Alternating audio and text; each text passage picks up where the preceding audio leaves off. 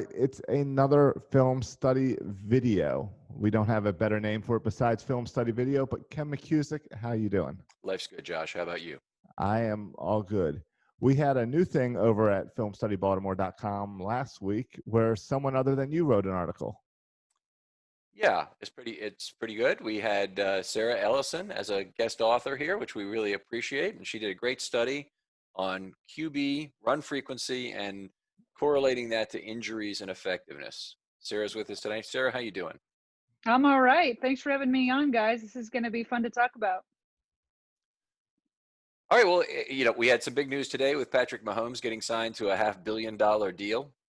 Might have, I don't know, a little bit of impact on Lamar Jackson down the road. Yeah, I mean, I think the biggest thing that I would say is going to impact him is that Mahomes got that deal after his third year, and Lamar Jackson's heading into his third year, and there's been a lot of talk. Is Lamar going to get his new deal? I mean, quarterbacks. So generally speaking, if you're the rookie contracts, you're eligible to get a new deal after the third year. Oftentimes you'll wait till 4, or sometimes the team will get a 5th year option. So sometimes you can get up to 5 years, which would have been superb, especially when your quarterback is playing as well as Lamar. But if Lamar has another season anywhere near like the one he had last season, he's going to have some pretty good leverage in saying, I want to get a new deal after that third season. Yeah, I think it probably will end up making sense. And the 5th year option at quarterback is not all that's valuable. It's been pointed out to me by Brian McFarland before. It ends up being a $30+ million number in year 5 that you have to pay that guy. So the clock starts ticking. The franchise tag after that is that much more expensive. So the Ravens are probably going to want to get it done either after the 3rd or after the 4th season. And it makes sense given Mahomes, the other great quarterback in the game, is getting his contract after 3, that Lamar's going to want it after 3 as well. And then the next question is do you do a more traditional 6-year deal like you saw the Ravens do with Joe Flacco, or this is a 10-year deal with Mahomes, and like you said, $500 million, and that's the biggest contract not just in football but in all of sports. Well, that element of risk is something that Ravens fans have debated since the very first day Lamar Jackson was drafted, whether or not a running quarterback and the offense that he provides could be sustainable. They obviously had questions about whether Lamar would be effective at all. I think we're past a lot of that. Yeah. Now they have questions about, is it sustainable? And that's why you're here tonight. So it's a great transition. That is a great transition. Let's get right to it. And Sarah, I'm gonna let you kind of start talking about this, and I'm gonna sit back and I'm gonna ask some questions, mostly for clarification purposes, as we go through. Well, this is perfect because you really do. This is a question that GMs ask themselves: how much do we invest into a player? And again, traditionally, a lot of NFL fans would probably say you don't want to invest into a quarterback like Lamar Jackson versus Mahomes, because people would say, because he runs more, he's more prone to injury. And so you don't want to give, a 10-year deal to somebody like that. And so that's all fair to talk about. So that is kind of the basis of how this study came about. My husband and I, who are not any different from many NFL fans, for years we have been debating this question: are running quarterbacks more injury prone than traditional pocket passers? And so for years we'd keep coming back to this debate, and it came up again. I can't remember exactly why, but it came up again during the COVID-19 lockdown. And I finally threw up my hands and I said, honey, what is it going to take for me to convince you? So I'm on a bias side.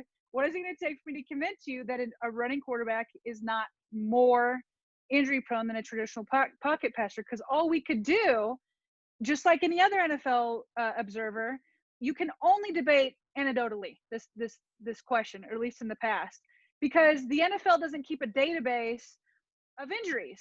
You have the injury reports, but you don't have it per person for years, for their whole career. You don't have it for positions and all that sort of thing. And so he's like, well, I just need to know how many games are missed due to injury for these quarterbacks, and look at that against how much they run. And so being locked in my house, I had the time to try to look into that. So that's what I did. And I do want to point out, as I went into this, I am not a professional data analyst, right? I worked for the Ravens for 13 years. I know my fair share of football, the Ravens and the NFL, but I'm not a professional data analyst. So I leaned heavily on my husband, who knows his way around stats. Just a little background on him: he's a heart surgeon. He has a PhD. He's done stats on trying to figure out how to put out kidney transplants and all those types of things. So he's pretty well versed. And then also I reached out to you, Ken, because I know by trade you're an actuary. You obviously are big into analytics. So while this is my first introduction into this level of statistics, I reached out. I used both of you massively as resources to make sure that my methodology was sound. And then I had my husband, who was on the other side, biased on the other side, so we can kind of keep each other in check to make sure that there was no biases in this study. So thank you to you, Ken, very much. You were a big part of this. So you obviously know this study probably just as well as I do. Complete pleasure to work with you. I enjoy the entire process, and hope other people would reach out the same way. But just loved every minute. Okay, great. So as a journalist, I know this is somewhat different with studies. I always like to put up front the best part of what my article is going to be. It's always in those, first two or three paragraphs. So I'm just going to say up front the major things that I observed through the study, and then we're going to go through, and I'm not going to go into them deep right now because we'll do that as we talk. But up top, this is 4 major things that I found, and we're going to get into this. We'll talk about methodology, definitions, and all this. But 4 major observations from this study. NFL quarterbacks that run the most are not injured the most. A run frequency, which we will define, is not a reliable predictor for quarterback injuries. And so as such, you cannot predict based on observed data that a signal caller like Lamar Jackson is more prone to injuries simply because he runs more than other NFL passers. Number 3, quarterbacks that run the most are just as effective, if not more effective, than NFL quarterback averages in key statistical categories, and we'll look into those. And then number 4, we'll go deep into just Jackson after we look at some of these observations. We'll look at it solely with Jackson, and his career, as people already know, is off to a historical start by many statistical measurements. So just wanted to put that up front. That's what we will be talking about. Those were 4 major observations, but there are more. So the presentation outline is we're first going to go through methods and definitions. Then we'll go through the observations that we found with QB injuries. Then we'll look at the observations of how effective each type of quarterback is. Then we'll look at some Lamar Jackson observations, final thoughts, and then some thoughts on some future study possibilities. So methods and definitions, just want to start out with these. The sources used for, like I said, the NFL doesn't have like a database of injuries. So this is what was by far the most time consuming, was trying to pin down how many games each quarterback missed for the entire decade. Because I didn't want this to be, 1 or 2 years. I wanted to get and even, a decade, I would have loved to have kept going, but I felt like a decade was pretty sound. And so I went to Pro Football Reference, which keeps injury reports for all teams and all players. And I cross-checked that with NFL Jesus and then NFL game books when necessary. Then the other stats, the effectiveness stats, I got from Pro Football Reference and NFL.com. For a quarterback to qualify for this study, he needed to have a minimum of 16 regular season starts during the decade, so from 2010 to 2019. And so if you do the math, there were 5,120 quarterback starts during the last decade. This study covers 89.7% of them.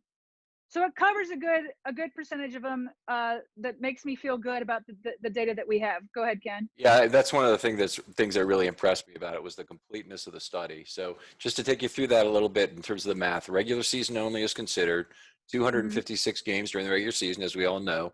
Multiply that by 10, then multiply that by 2 starting quarterbacks per game, you get 5120.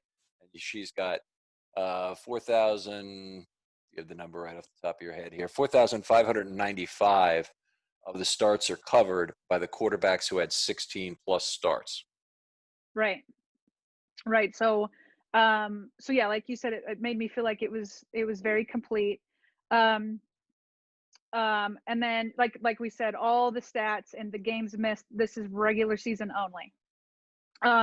And then just a note, if injuries occurred, I wanted to be sure if their injuries occurred for non-football reasons.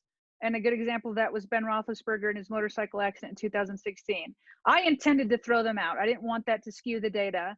But with my requirements of 16 regular starts and during the decade, there were no such occurrences that happened. So there were off-season injuries, but no NFI. So Peyton Manning missed the whole season for his neck. Presumably that was a football-related thing, although I don't actually remember. And his season was excluded, and 16 games were in the missed column then. Correct.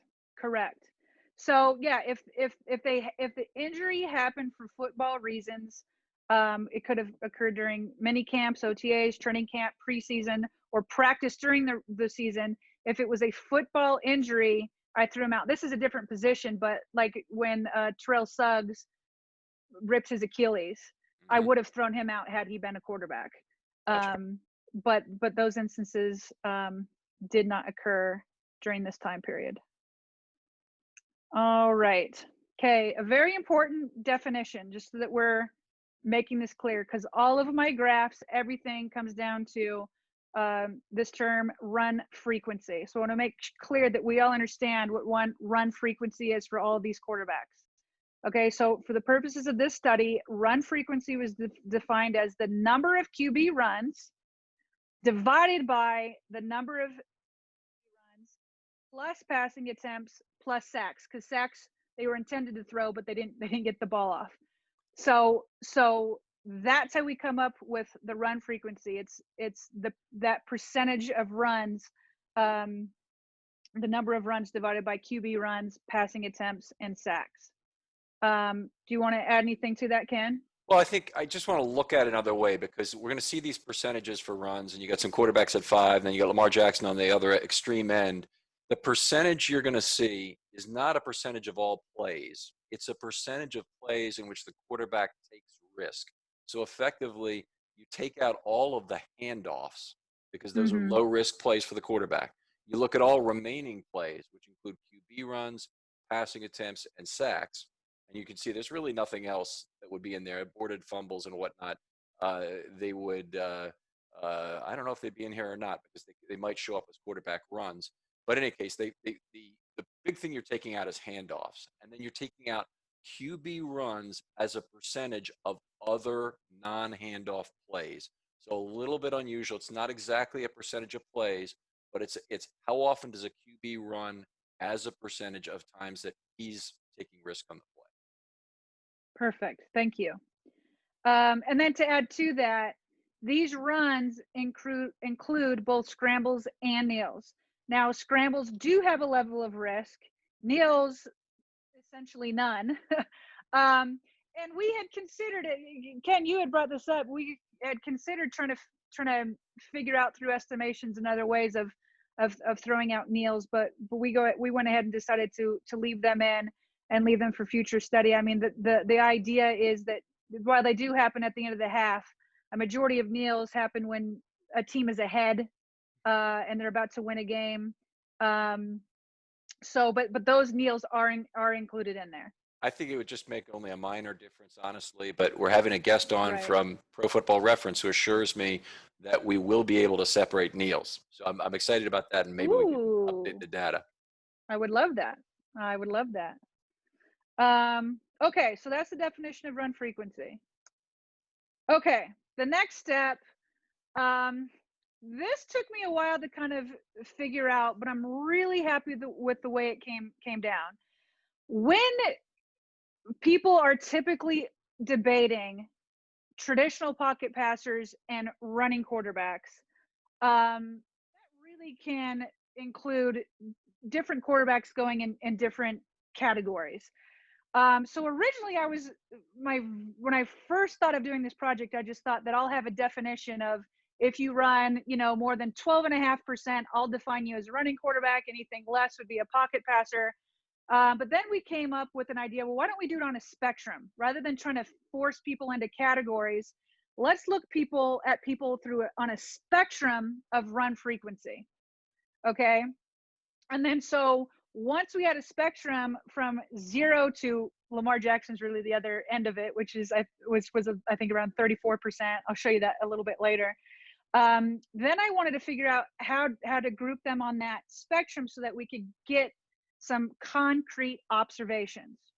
And so what we did is we made quarterback groups based off of statistical clusters.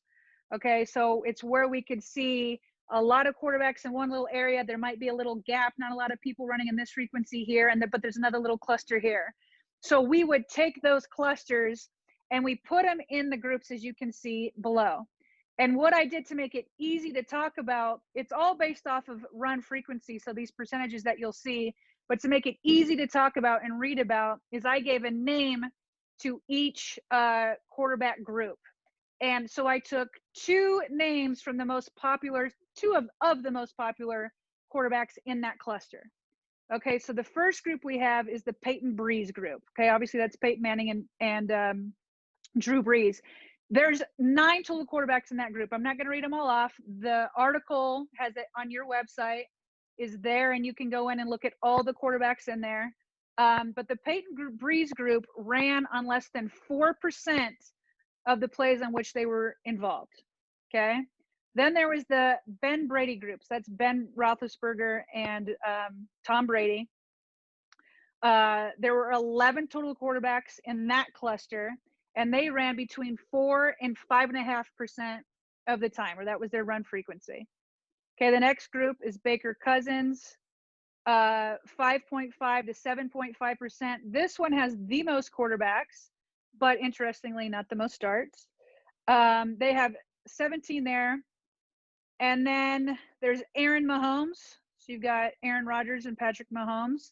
This group of quarterbacks ran between 7.5 and 9% of the time. They have 10 total quarterbacks. Then there's Dak Trubisky group, 14 total quarterbacks, 9 to 12%. And then you've got the Lamar Vick group, which is really the one I'm obviously really looking at, and that we'll be looking at a lot when we look at effectiveness, because we really want to know about these quote unquote running quarterbacks. The Lamar Vick group is 12.5 up. Okay, and there's 12 quarterbacks. I put my data out on Twitter this week, and everybody was like, "Oh, there just can't be that many people in the Lamar Vick group. I bet there's way more in the Peyton Breeze group." And it's not. There's a pretty good number in there in that Lamar Vick group. Yeah, it's almost like Lamar Jackson needs his own group, as we'll see from the data. But the Yeah. Lamar Vick group has a lot of the younger quarterbacks in the league really fit into that group. I think if you look back in past decades, you might not see as many in there. Of course, there Bobby Douglas and players like that going backwards, but yeah. It's and just to that point, I want to point out. So obviously, you can see all of these groups, their clusters are ranged were 1 to 3% of each other.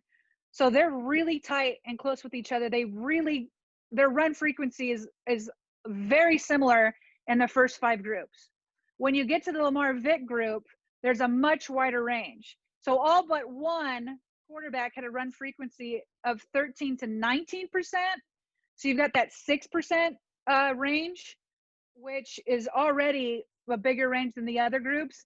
But then there's Jackson, who blows them all away, and he had a run frequency of 34.6%. We'll talk about that more, but Lamar Jackson really is in a league of his own. I love the way you did the names on this. Genius. It's the kind of thing people really remember. Perfect. Okay. Okay, so now that we got the definitions out of the way, explain all of that, now we can kind of get into the observations.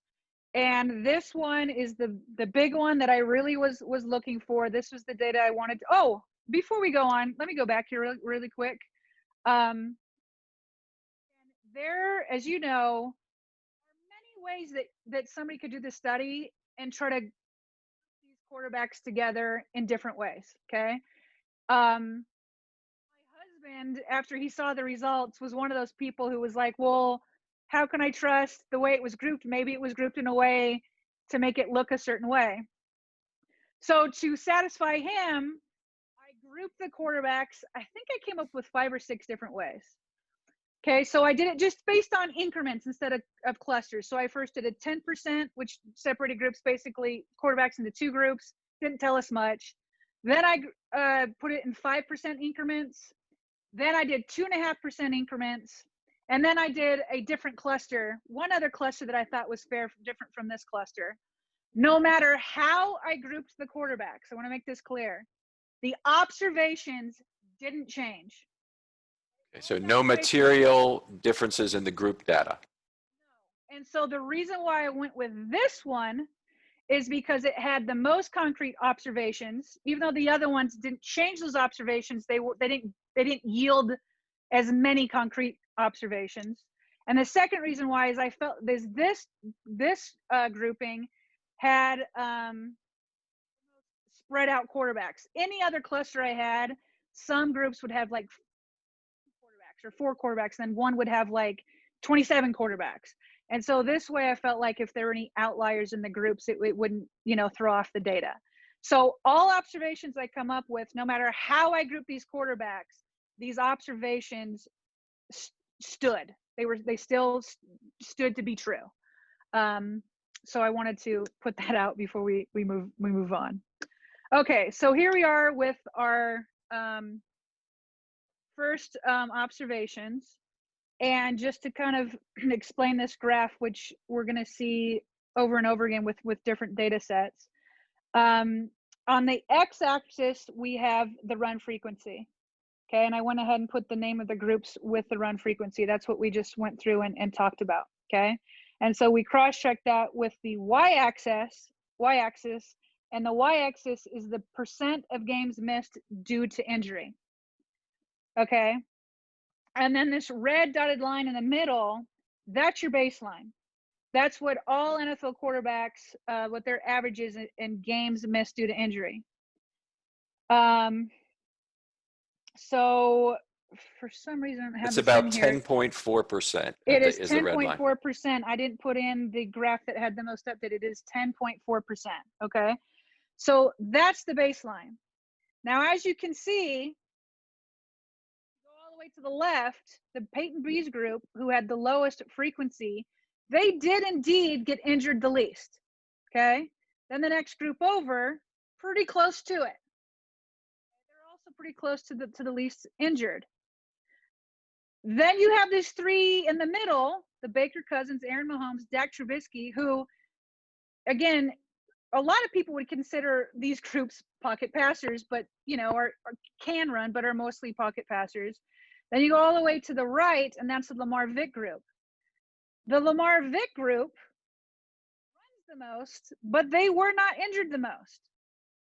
Okay, so the important observation to me then is if the quarterbacks that run the least are injured the least, but also the quarterbacks that run the most are not injured the least, then run frequency is not a reliable predictor for quarterback injuries.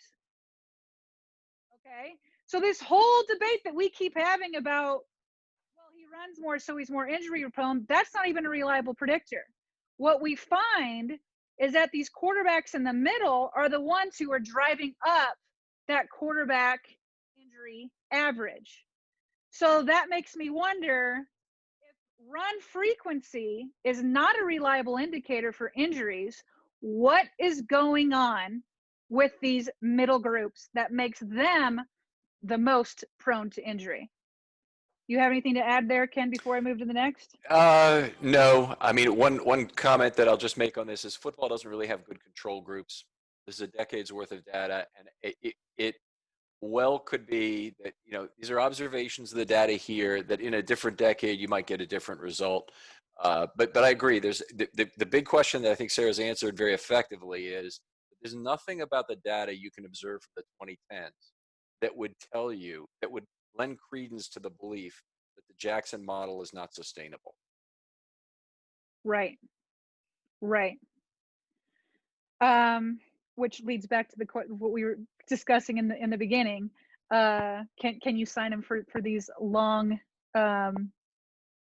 contracts?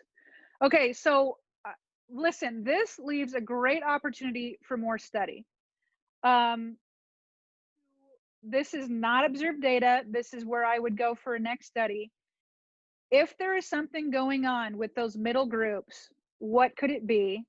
And I wonder, based off of I had some interactions with his name is John Veros, okay, and he's the injury coordinator for Sports Info Solutions, and he's been doing studies. He's been cited in some national websites.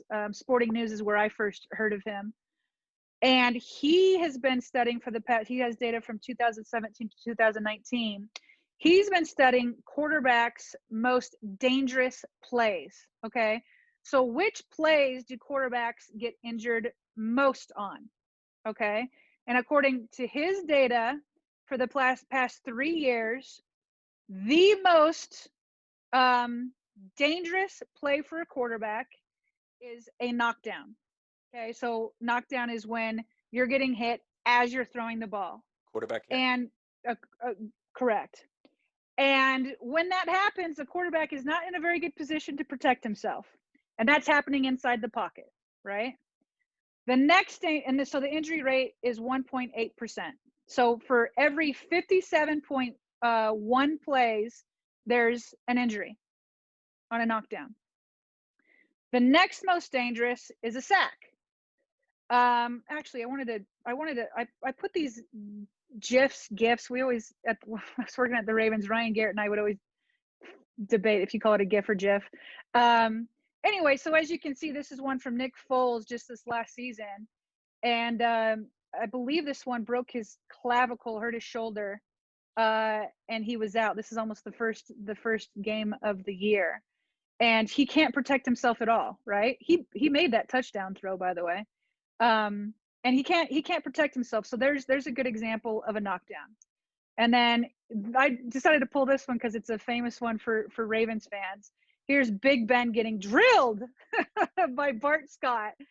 And so sacks are the next dangerous because these can also be blind, right? Sometimes you see a sack coming and you're running and you can protect yourself, but there's a good number of them, such as this one, but it's just like you have no idea it's coming and you can't protect yourself. So according to John Veros, over the last 2 seasons, that has a 1.3% injury rate.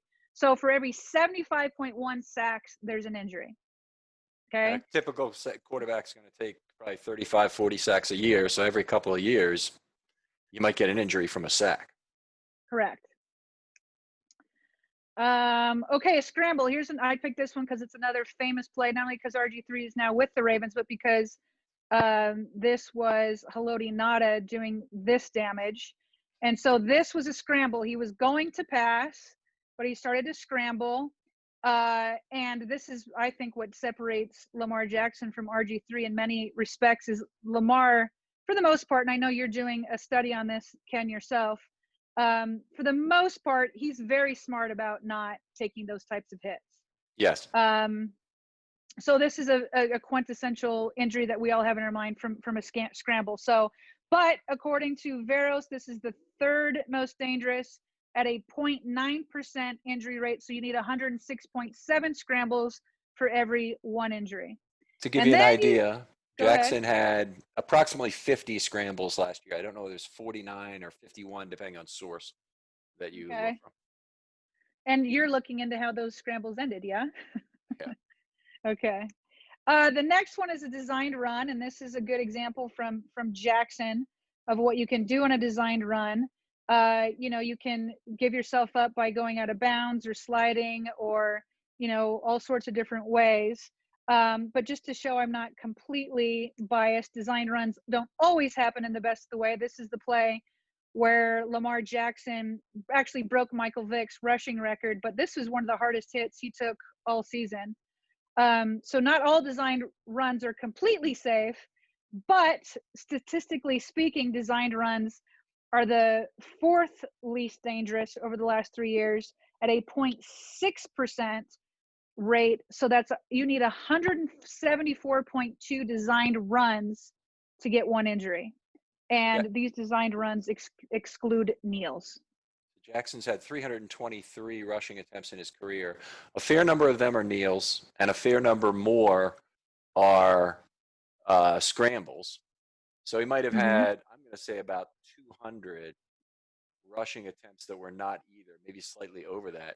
He probably has beaten the odds so far to not be injured, but of course some of that might be who he is as opposed to just the 174.2 plays per injury being a normal figure to apply to him.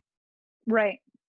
Because this is NFL wide, and then he probably has better odds himself because of his unique talent. So you know what? I wanted to read this quote about designed runs because I remember watching this press conference live when Lamar Jackson was going into his second year. So he was going into his MVP year, and people were still like, what's the over under on how much Lamar will run? And also this quote made me confident that all the hours I put into this study that it would come out proving proving for the last decade what I thought it might prove. And it was all because of this quote that made me confident. So Greg Roman, in a press conference in the offseason before Lamar's MVP season, he was asked by reporters, are you guys confident with running Lamar a lot? Because again, in the past, the idea has been that running quarterbacks are injured more. And this was Greg Roman's reply. And this has stuck with me ever since he said it. He said, I think it's a little overrated, the whole danger thing. Why? Because this is empirical data here. There was that quote, empirical data, that made me think if I look into this, I might find out that he was right. Because, and this is empirical data here, over the years, you kind of realize that when a quarterback decides to run, he's in control. So now if he wants to slide, he can slide. If he wants to dive, he can dive, get out of bounds, all those different things. He can get down, declare himself down. A lot of the time, the situations that have more danger are when he doesn't see what's coming. My eyes are downfield. I'm standing stationary from the pocket. Somebody's hitting me from my blind side. And he says, my experience, and I kind of learned this, is that when the quarterback takes the ball and starts to run, there's not a lot of danger involved in that relative to other situations. So I think that's kind of, he probably has different empirical data, probably much better, that he has access to, but that made me think of those stats I just showed you over here from John Veros, that with that quarterback more in control and he can see things, that it's not as dangerous as some of those plays that are coming in blind in the pocket. I'll just say that grading each hit Jackson took during the 2019 season stands up very well empirically to exactly what Roman is saying here, that the quarterback hits were the big ones. Even the sacks, a lot of those were ended up being scrambles that Lamar ended up with negative yards on, a fair number of them. So he didn't take a lot of bad sacks on the season. Took some hard quarterback hits. He did take a few hits on some of the runs as well, but it was mostly the hard quarterback hits were a fair percentage of his total hard hits. Okay, so you have a scale of how hard those hits are, and you're saying 0 to 6 scale. And so you're saying most of those sixes came from inside the pocket? A very disproportionate number were quarterback hits relative to the total. I wouldn't say most, but I'd say a very disproportionate number of those instances. I can't wait for that to come out. Excited for that, Ken. One more thought on this injury observations before I move on to effectiveness is the sack rate. The quarterbacks that run most, in fact, this is the type of trend line that you would think it would look like if run frequency were an injury predictor, right? It would steadily kind of go up, which is not what we saw. We had more of a bell curve there. This, though, you can see a more steady incline. For the most part, the bigger the run frequency, the more percentage, the bigger the QB sack rate. So these guys that run a ton are getting sacked a ton. I'll show you later. Lamar beats those odds again. But I do wonder if sacks are the second most dangerous. I think future study, it would be a good one to see if those injuries came, if a good number of those injuries came on sacks rather than their designed runs. Do you think there's a normal extension of play component to this? So if you're Peyton Manning in particular, and we're talking about Peyton Manning's last 5 or 6 years in the NFL that are included in this study. So 2010 to 15, maybe 16. I forget whether he's in the league. I think he was 15. Yeah. All right, so six years, and maybe it was 5 seasons because the neck injury I think was in this. So if during those years, Peyton was very cognizant about getting rid of the ball quickly, and he would make 2 or 3 reads quickly, get rid of that ball. The guys on the left end of the spectrum really have to live with that as the golden rule. They need to deliver the ball very quickly because they don't have time in the pocket. I'll just say this. I don't think that time to throw metrics are particularly useful because you get to different time to throws for different reasons. You may have a great offensive line. That might actually be part of it. But in a lot of cases, it's an immobile quarterback who has to throw the ball quickly because of his own limitations. And so I think the play extenders will naturally take a few extra sacks. And it's kind of like a trade-off of the additional value from an extended play that they get in exchange for the higher sack rate. Totally. That was my thought also. Any more thoughts, Ken? I'm going to move on to effectiveness next. Any other thoughts, big picture of quarterback run frequency as it relates to quarterback injuries? No, I think the key takeaway, you've already labeled all of them, and I think just the decade of the 2010s wouldn't give you the data you need to support an argument that the Lamar model can't work. Right. Which the Ravens are going all in on. So then they obviously have data that's making them feel confident about the direction that they're going. Okay, so now we've got this idea that quarterbacks that ran the most last decade were not injured the most, and we also now have the observation that run frequency isn't even a good indicator. Now some people would say, well, I still want a traditional pocket passer because they're more effective. Okay. So what we did is we try to look at a quarterback's effectiveness in a few categories, and we'll just take these one at a time. We're going to look at winning percentage. We're going to look at yards per start, total yards per start, touchdown to turnover ratio, and quarterback rating. So we're going to look at all those across these 6 groups and see how effective each group is. So the first one we have here is the winning percentage.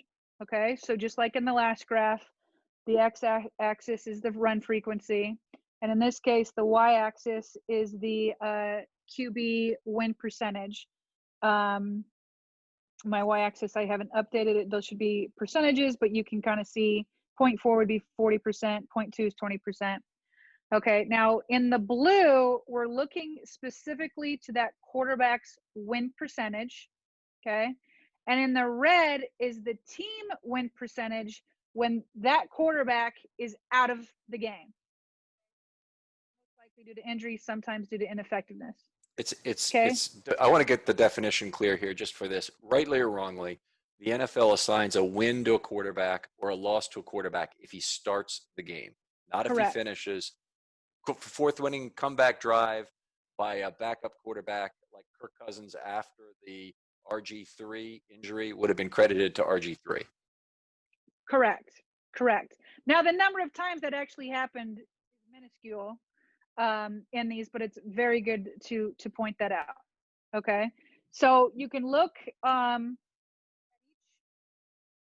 here where you have the QB, the starting QB win percentage versus the team percentage when that starting QB is out, minus those few exceptions.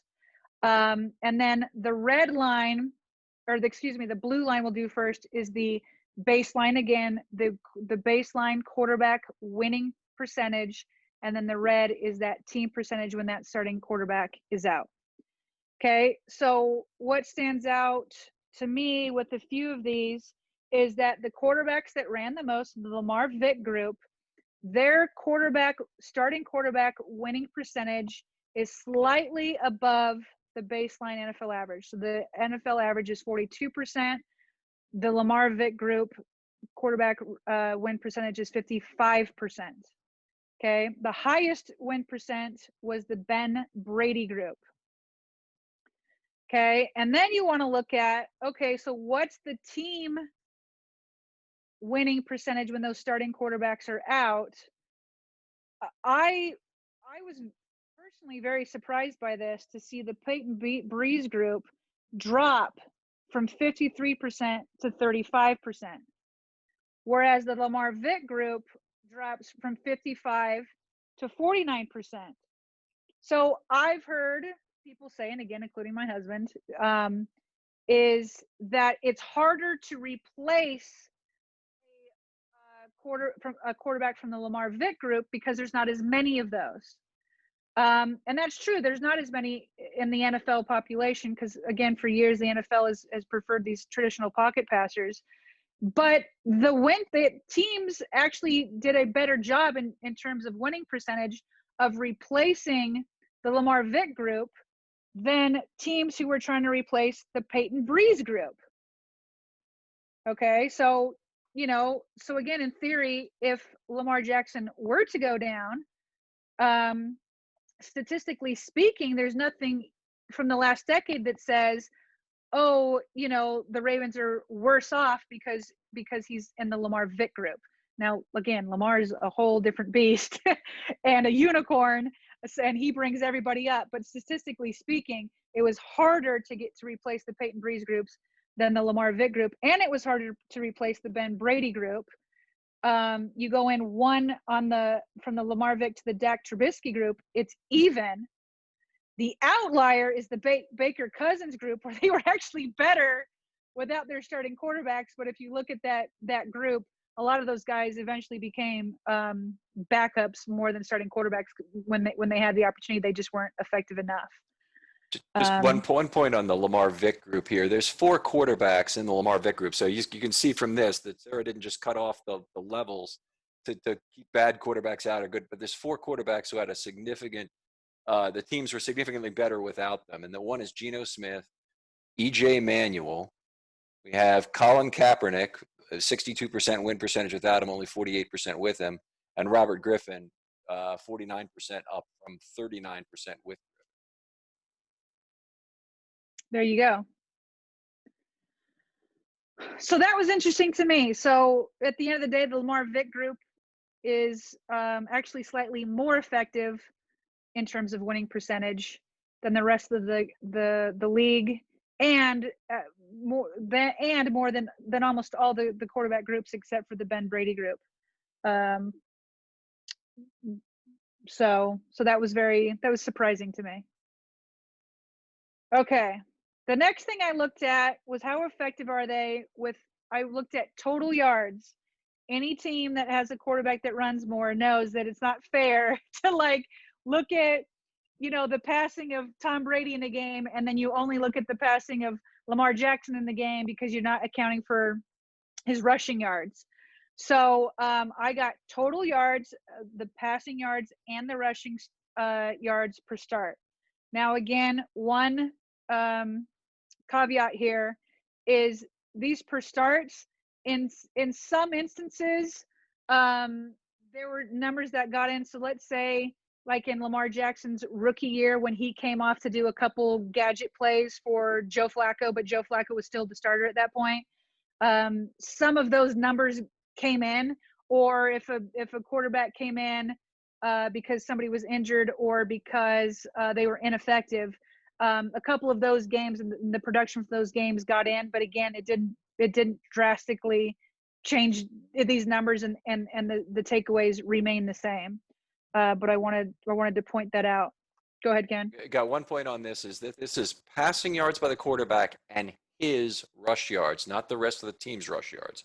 So Correct. we all know what an impact Lamar's had on the rest of the Ravens offense in terms of improving the other players in terms of their rush yards. Correct. Exactly. So just the quarterback's rush yards. So the quarterbacks that ran the least had the most total yards. The quarterbacks that ran the most is kind of it actually just hits the NFL average. The Lamar Vick group averaged 263.0 yards per start. The NFL average was 163.3. So it's essentially the same. Here's my question to you, Ken. I had an observation in here that I took out. In your other studies, how much does yards correlate to winning? I have a saying: yardage talk is loser talk. Okay. It's usually, the winning team gives up yardage opportunities late in the game because they have the lead. They run the ball ineffectively to waste clock, that while the trailing team trades turnovers for yards at the end of a game. So that's why, if you're a fantasy owner, for example, you go after losing quarterbacks who have decent passing offenses, because you like the yardage that they'll pile up in garbage time, or when they're trailing and trying desperately to come back. So I don't think it has a lot of value, honestly. And I look at this gradation of differences you've got. There's only 36 yards of difference from the worst to the best group. I can just tell you, if you look at NFL defenses for a season or NFL offenses in terms of average yards, much greater variation among them. So I wouldn't consider these variations to be significant at all. Yeah, I would agree. Now, moving on to something that I do think is more significant of indicators of winning, is the quarterback's touchdowns and turnovers. So to be clear, the blue is a quarterback's touchdowns, and I put in the quarterback's passing touchdowns and their rushing touchdowns per start. Okay. In the red is the quarterback's turnovers. And those turnovers include a quarterback's interceptions and a quarterback's fumbles lost. Not fumbles, but fumbles lost, okay, per start. So that's what the blue columns are and the red columns. And then the blue line is the baseline average quarterback touchdown per start. And then the red line is the baseline average quarterback turnover per start. This one you will see that, again, the quarterbacks that run the least have the most touchdowns per start at 1.9. Okay, then it goes down for the next two groups, spikes a little bit for the Aaron Mahomes group, close to that Brady Breeze group, which is 1.9. The Aaron Mahomes group is at 1.87, goes down again, and then hits at 1.75 touchdowns per start for the Lamar Vick group. So that's slightly above the NFL quarterback baseline. Okay, so the Lamar Vick group is third and about average in their touchdowns per start. But what's very nice about the Lamar Vick group is look at the turnovers per start. It's the lowest of all the groups at 0.90. Okay, that's lower than all the groups, and obviously a bit lower than slightly lower than the NFL baseline, which is 1.05. Okay, so what I did on this next graph is I looked at that ratio.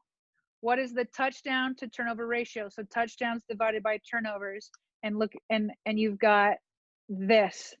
And by far, again, not by far, but the Lamar Vick group leads the way with the best turnover to touchdown ratio. And then you've got, going to the left side, the Peyton Breeze group is just slightly above the NFL baseline average. and then in between it's just kind of up and down. So you'll notice it's really hard to get any takeaways from these middle groups. But whenever you're looking at the two extremes, the least run frequency and the most run frequency, that's where you get your more concrete observations. And the Lamar Vick group is the best when it comes to turnover to touchdown ratio. And as you said, the yards not doesn't correlate that much to winning. This one is probably a better indicator. Yeah, I think this one is an excellent indicator. I mean, we all have heard this game is going to come down to turnovers. That seems to come out from the color analyst before the game, every Right? NFL game. Every time. It's just that's kind of funny. A lot of people think that Mahomes' data or Lamar's data is driving the really good columns in 4 and 6. Just to be clear, Lamar had 32 of the games and 22 of the starts. So only about 3% of the total information, might be 4% if you're talking about the percentage of starts, in his entire category came from Lamar. So he doesn't have that big an impact on that 194 number, even though his is significantly better. Mahomes also, same thing basically, because he's only been in the league a little bit of time. He made up only 31 total starts of 721 in that group. So that's about 4%, 5% of that group. Right. And just to add on to that, for all of these graphs that I did, I took Lamar out of all of them because he's been so good in his 22 starts. I wanted to see if taking Lamar out would make the Lamar Vick look less effective, and it really didn't change it at all. And again, it's because, like you said, he's only got 22 starts, and I can't remember, but I think the total number of starts, I tweeted it to somebody for that group. The total number of starts, it's above 500. 594. 594, so almost 600. He's only accounting for 22 starts, so he can't skew the data in that group's. Sorry, go ahead. Only 3% of the starts there, right. Maybe 4 at the top. Yeah. Right. And so in the end, these graphs, the right-hand column, the Lamar Vick group does include Lamar, right? Yeah, it does. I'm just saying. You tried separate. Yeah, I tried it just to look at, and it again, like you said, 3% of the start, so it doesn't move the graphs that much. Okay, the next one I wanted to look at, and I was very curious about this, was quarterback rating. And the reason why I was interested in this is obviously quarterback rating does not use any rushing statistics in coming up with that. So it's all passing statistics. It uses completion percentage, yards per attempt, touchdowns per attempt, and interceptions per attempt. So nothing in here includes rushing. So I was wondering if the Lamar Vick group would be terrible, because that's kind of the idea. Everybody who thinks that they can run, it somehow automatically means that they're not a great passer. So when you look at it, again, the Lamar Vick group is barely above. They're essentially the baseline NFL average on quarterback rating. And they're really not far behind even the Peyton Breeze group or the Ben Brady group or their Mahomes group. It's just not that big of a difference. So you're getting all of this other production that's just not accounted for here, and that's why I like to look at QBR, because it does include everything that a quarterback does. Go ahead, Ken. Okay, so there's two things here. QBR is a separate stat that's often given. There's an NFL QBR. This is passer rating. And I don't want to confuse the two here, because the QBR will include the effectiveness of the run plays as well. Correct. And a lot of people might think that's a better metric, but this is for this purpose. Most people understand passer rating. Aside from the things Sarah mentioned, it also does not include sacks. Okay. Good. So anyway, interesting takeaways there. And so those were all the effectiveness observations and graphs that we looked at. So the big takeaway for me on that is that the Lamar Vick group, the group that runs the most, is just as effective, if not more effective, than other NFL quarterbacks, and perhaps in the most important categories, win percentage, and then very good at the touchdown to turnover ratio. Okay, So now that we've done that for the NFL as a whole, I wanted to kind of go through it for Lamar Jackson. And as we do this for Lamar Jackson, I just think it's so important that people call Lamar a unicorn, right? These charts are going to show you how apt that term for him really is. Okay, but again, as we look at how incredible he's been, let's put this in perspective. He has 22 starts. If we looked at the first 22 starts of, say, pretty much all NFL quarterbacks, their numbers are going to be very different. Very different. I am predicting that Jackson's numbers will come down closer to the average throughout his career. I just don't know how much closer. And that's up to him to determine, right? It's all in his hands. He can control that. So you'd think he's going to come down closer, but so I just want to put up that he's an outlier. He's a unicorn. And it's probably going to come back down. But now that I have that disclaimer out, let's go ahead and enjoy to see how far off the charts he really is. First of all, I want to show you, I want you to kind of get in your mind how much he actually runs. Okay, so what I did is I put all the quarterbacks in the study on this run frequency. And on the y-axis, we just have the number of quarterbacks, okay? So you will see, there's a little cluster between 0 and 5%. It kind of gets into the 5 to 10% cluster in there. There's a little gap right there in 7.5 to about 9 point, very close to 10%. And then there's bigger gaps as you go along to the right of the run frequency. And then here's Lamar Jackson, that star, way over here. Okay, now, who knows if other teams was as bold as the Ravens are.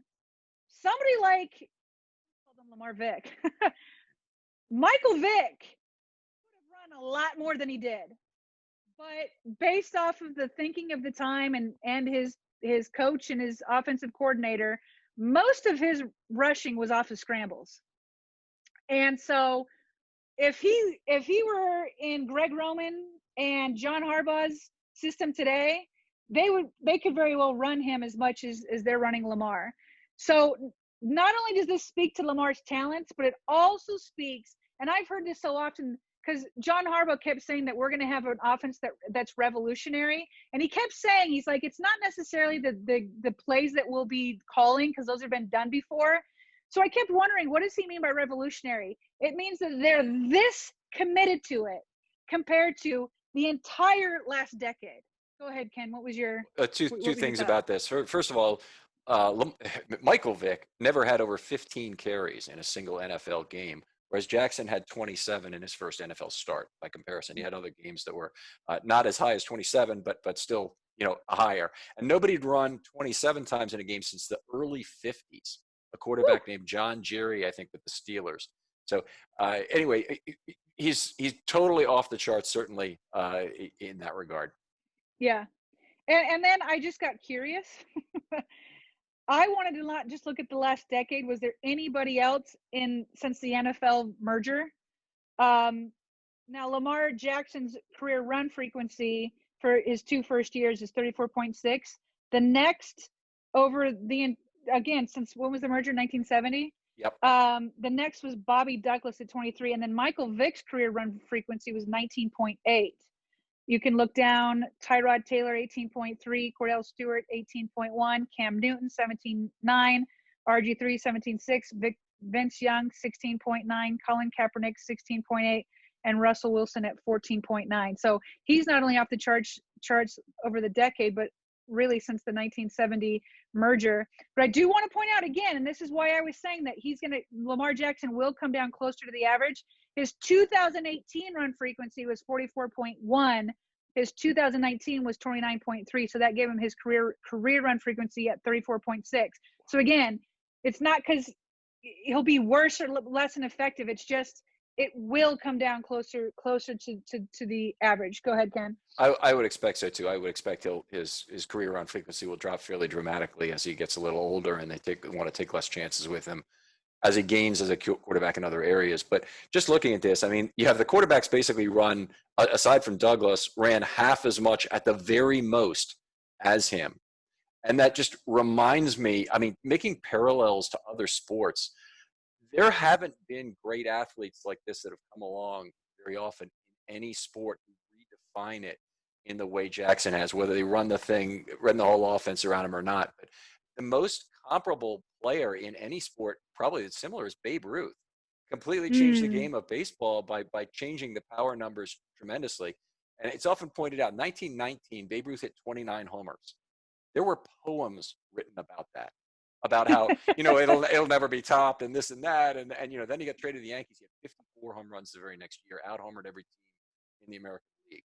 And the Jackson is like that in terms of being a standout player where the circumstances of the game, of his team, and their willingness to commit to him completely and the strategy are aligned so well that it comes together in the kind of performance it did last year.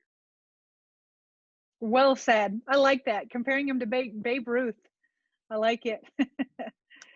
Okay, so let's look at these graphs that we looked before, but we're going to put Lamar Jackson over, and we won't take as long to discuss each. But as you can see, and as we already know, Lamar Jackson's injury rate is 0.0% in the NFL.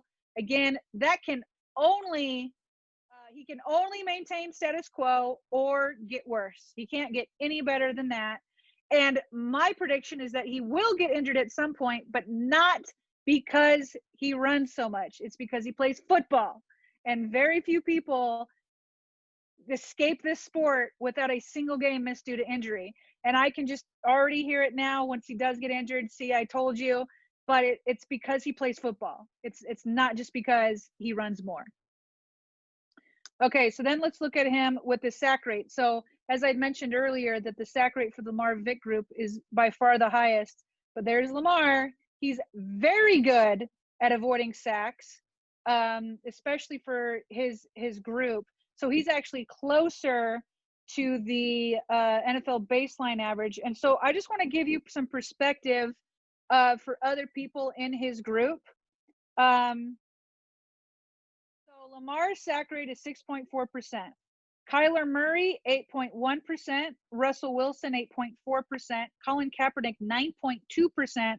RG3, 9.3%. And Deshaun Watson, 9.4%. He completely bucks the trend in his own running group. I have a little number to share on that. Last year, when he was forced not to pass from the pocket, so I take his scrambles and his sacks, and I combine the yards from those two, Lamar Jackson, 5.0 yards per carry, including the postseason. 5.0 when forced not to pass, so forced to scramble. Russell Wilson is often compared to Lamar Jackson, and there's all sorts of frankly whiny comparisons about how Seattle hasn't built their offense around Wilson the way, and it's not fair, and that's why you can't compare the two, and yada yada. But the fact of the matter is, when forced not to pass, Wilson is one of the best, but 1.0 yards per play. So he does have more scramble yards than sack yards, which not every quarterback has, but only 1.0 yards versus 5.0 for Lamar. So when you got him, he's got you. Yeah, yeah. Well said. When you got him, he's got you. I love that. Okay, now look at this one. Eye-popping yet again. Again, only 22 starts, so I'm trying to keep it in perspective. But we've looked at this graph before, the win percentage of the starting quarterbacks. The baseline is 52%. Lamar Jackson's at 86%, just off to a phenomenal start in his young career. And then the Ravens, when they didn't have Lamar Jackson starting over the last two seasons of his career, they were at 50%. So, I mean, he's just off the charts again. Then we go to total yards per start. Again, he really comes out much higher than his own group. 20 yards per game more than his own group.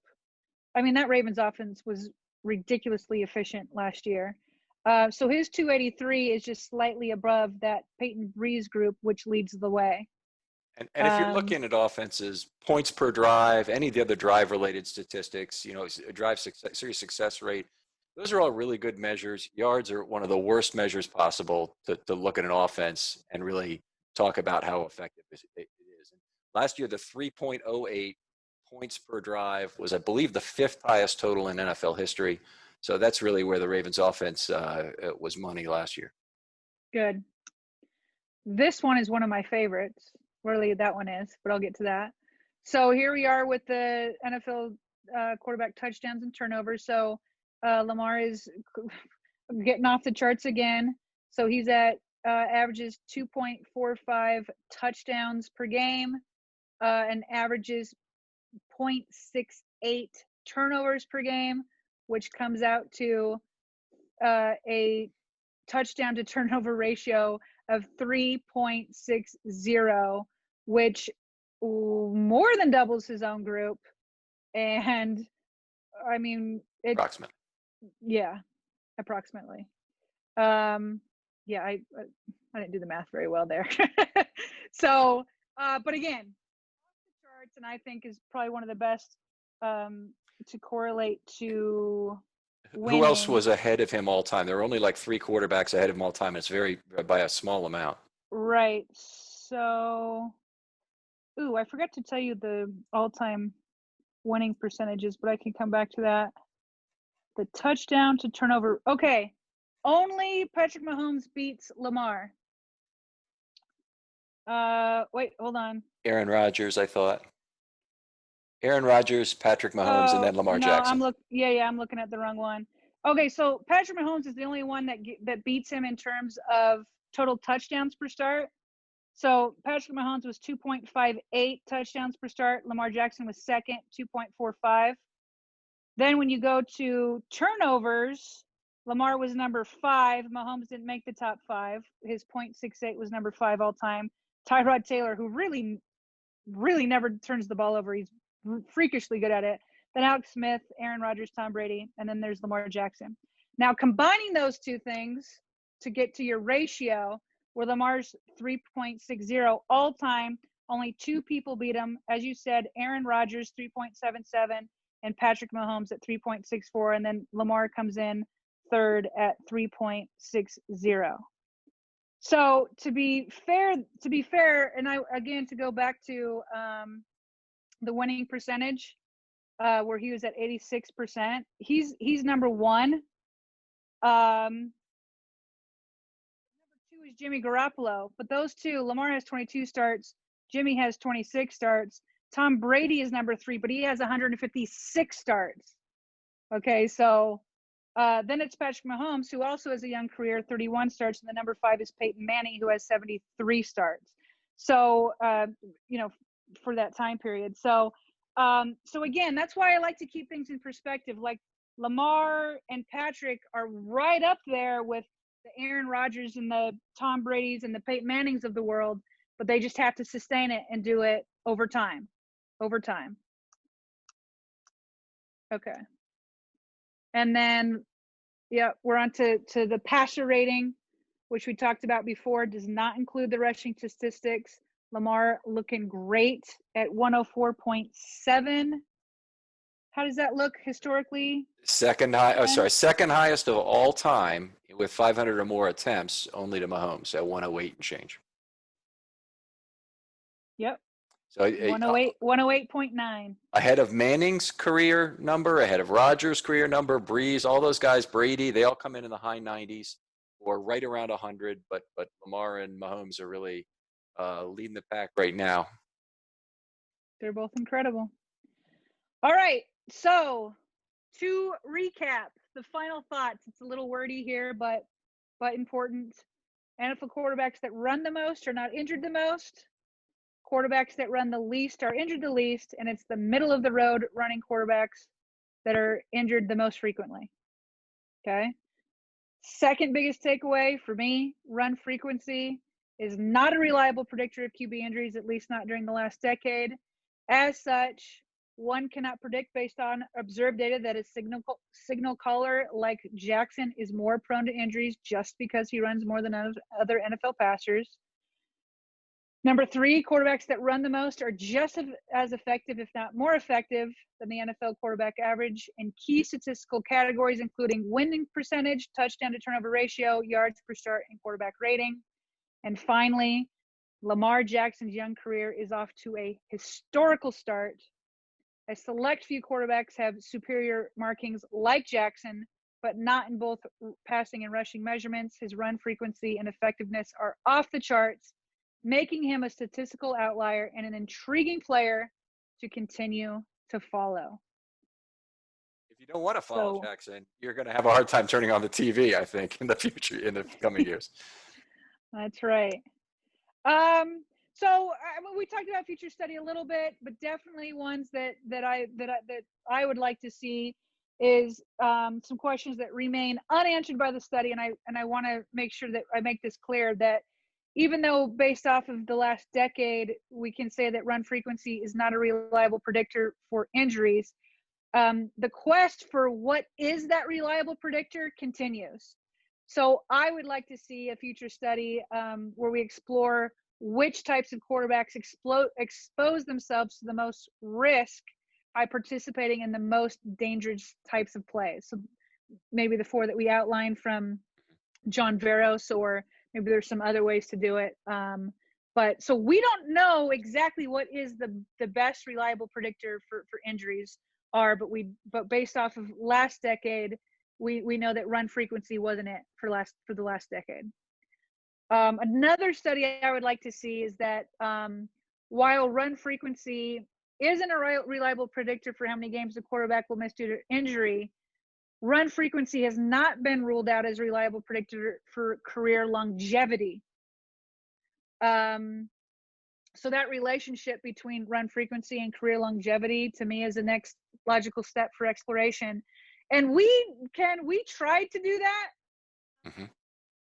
You came up with a great formula, but there weren't enough quarterbacks that from last decade that retired for us to use the formula that you had come up with, which I think was really good. So at some point, perhaps that formula can be applied to quarterbacks beyond the decade, but we just couldn't come away with concrete observations because there weren't enough quarterbacks that ended their careers last decade to come away with concrete observations.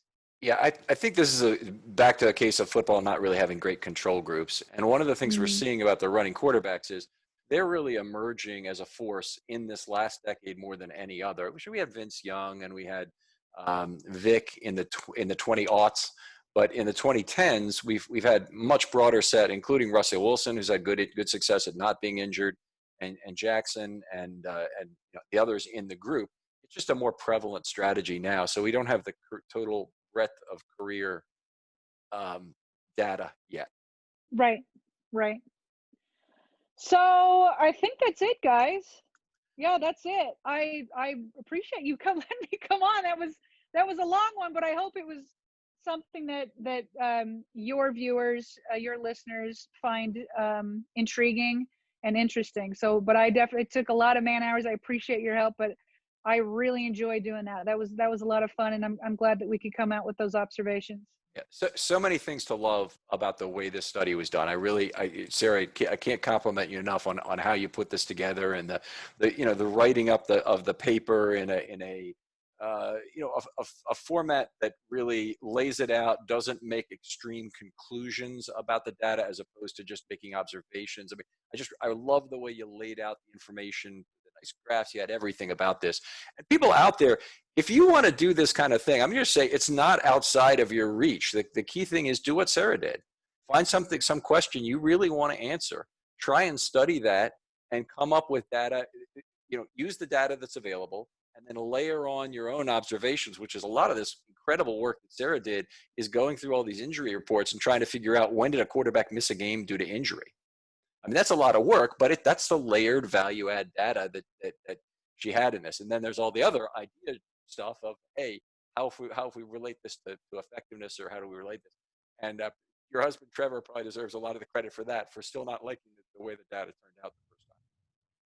He didn't, but he's not a guy that he just wants to know, the data. He doesn't. So he was happy to be like, okay, I'm surprised by what came out. That's not what I would have predicted. So I got to tell you, I almost never win debates with him. I've been married to him, or I don't know, we're coming up 14 years here. This might be the first major debate I've actually come away feeling good about, that I could prove that he wasn't totally right, and that he's come over to my side on this one. Trevor has literally every degree known to man too, so that's not so terrible a thing that he'd occasionally beat you in an argument. Yeah. All right. Well, Sarah, just wonderful having you on again. We appreciate you doing this. I appreciate you publishing this on the website. Thanks for hosting it. I appreciate it. Oh no, we'd love to. And this is a great forum to discuss this. And there's no amount of time taken within reason that would have been too long. I think you hit on just the right amount of information from this study as you went through, and really give people a flavor for it. But I would encourage people with interest in this to read the entire thing. There might be definitional components you'll come up to. Comment on it. Talk to Sarah on Twitter. Sarah, your Twitter address? SG Ellison.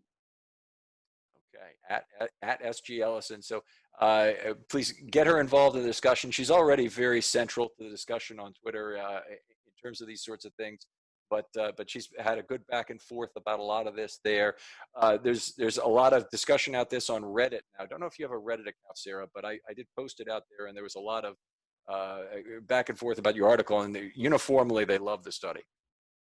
Good. No, I appreciate you posting it there. I do not have a Reddit account, so I appreciate that, and I saw you answering questions very well for me, so I appreciate that. All right. Appreciate you taking me letting me take some license there. Sarah, always a pleasure to have you on again. We'll have you on back again during the season, I hope, for some offensive and defensive analysis. And I really say that as an I hope right now, because we'll definitely have you. The question is, I hope there's will we have the season? Yeah. Josh, tell folks a little bit about 336 and what you're doing out there now. Well, it's baseball season, hopefully coming up soon. Because if we have baseball season, that means we can have a football season, ideally. So we're going to start talking Orioles and doing a lot of Orioles coverage over on Section 336. Okay, the Orioles, forever quest for a single game season that will give them the maximum chance to get into the playoffs, right? Yeah, there's no chance this year. No. The goal is, can they get 20 wins? 20 wins. Okay, yeah. in a 60-game season. Yeah, that'd be a success. All right, very good. Join us out on the website at filmstudybaltimore.com.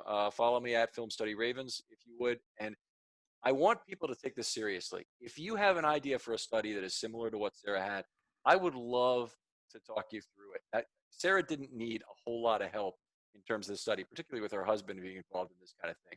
But I'm willing to help people. If you have a study like this you'd love to do, love to work with people who are interested in creating stuff. And we do the same kind of treatment. Write up a paper, put it on the website, and then, or just an article, whatever you want to do, and then come on and explain your methodology. We've done this with Dan Rees recently with the run and frequency on first down stuff. So I've really enjoyed doing this, Sarah. Can't tell you how much I'm impressed by this body of work and how you presented it here. Appreciate it, Ken. Again, thanks for your mentorship and guidance on it. Thanks so much. All right. Take it easy, guys. We'll talk to you next time on Film Study. Thank